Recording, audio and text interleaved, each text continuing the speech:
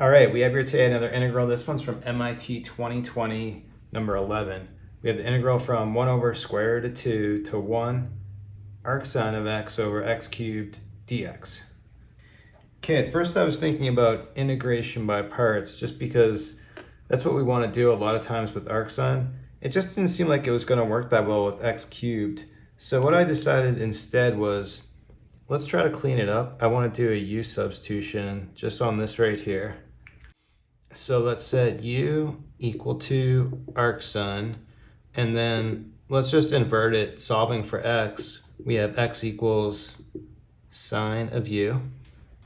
Then take a derivative and we just get dx equal to cosine u du. So now we'll go ahead and substitute. Plug in a 1. Arc sine at 1, that's going to be pi over 2. Plug in 1 over square root of 2. Arc sine of that value is going to be pi over 4.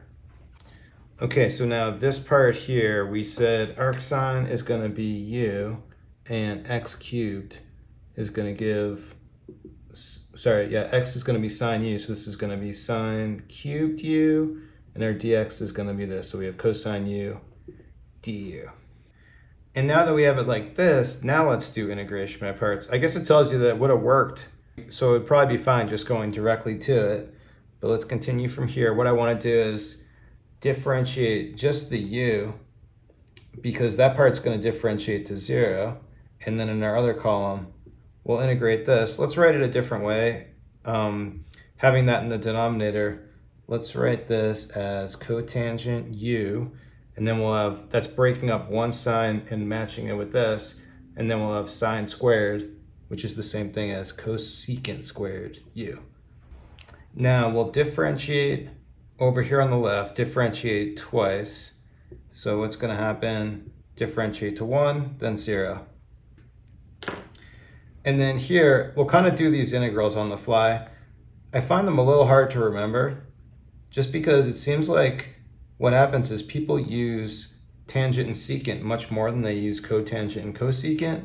And so those identities seem to be a lot easier to remember. What I do is I kind of put it back into that form just because I'm used to it. But anyway, what I'm going to do is create a minus sign, because the derivative of cotangent is minus cosecant squared u. Create another minus sign so I don't change it. And so doing this in our head, we would do another substitution probably just for this here, and then the derivative's this. So what we're going to get is minus this thing squared over 2. So we get this integral is minus cotangent squared of u over 2. And then integrating again, let's take it a minus half out front as a constant. Integral of cotangent squared u, that's going to be minus cotangent u minus u. Again, where this is basically the same method as integrating tangent squared. So we'll use that. The last row we got a 0, so that's going to 0 it out. So we're going to have our solution on the diagonals here, and we just need to evaluate it. Although, before we do it, we get minus here and minus here. Let's just distribute in the minus sign and make everything a plus. And so let's see what we have here. First, it's going to be minus u cotangent squared u over 2. Here we still have a minus sign.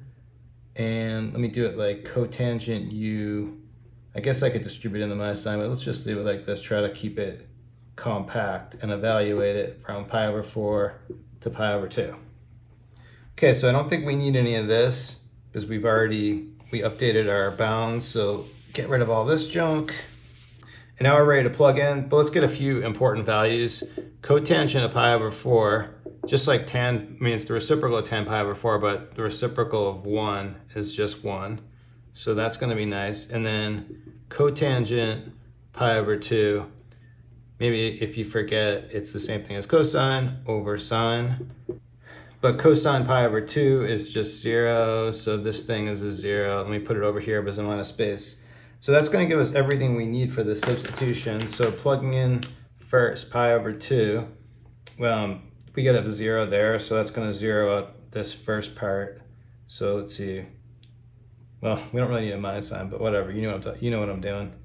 Do it again. Cotangent pi over 2, we get 0 plus pi over 2 over 2.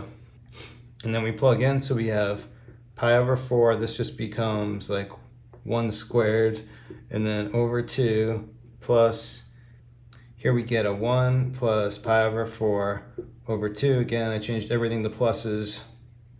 Again, everything became pluses when we distributed in the minus sign. Now simplifying, that's going to be nothing. Over here, we have minus pi over 4. This one over here is going to be positive pi over 8. We get plus 1/2, and then we get another pi over 8. But then pi over 8, minus pi over 4, all that cancels down to just 0. And all we're left with is our final solution on this of 1/2, and that's it. Okay, there you go. Good one from MIT 2020. Thanks everyone for watching. Have a good day.